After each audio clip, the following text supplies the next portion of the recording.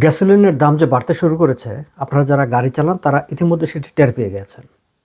আজকে আবার খবর বেরোলো এই উইকেন্ডে, আমি এখন কথা বলছি 6 মার্চ দুপুরবেলা, শনিবার রবিবার, এই উইকেন্ডে আরও 6 থেকে 7 সেন্ট প্রতি লিটারে দাম নাকি বেড়ে যাবে।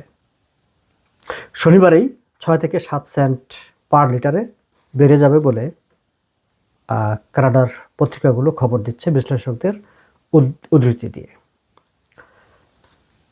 আপনারা জানেন যে মার্কিন যুক্তরাষ্ট্র এবং ইসরায়েলি যৌথ বাহিনীর ইরান হামলা এবং তারপর তার প্রতিক্রিয়ায় মধ্যপ্রাচ্যের বিভিন্ন দেশে ইরানের হামলা, এই যে যুদ্ধ শুরু হয়েছে, যুদ্ধের পর এই পর্যন্ত প্রায় লিটার প্রতি 15 সেন্টের মতো গ্যাসোলিনের দাম, এটা হচ্ছে রেগুলার, মানে অন্যগুলো না, রেগুলার গ্যাসোলিনের দাম বেড়ে গেছে, যেটি এই হাইকটা হচ্ছে 10%।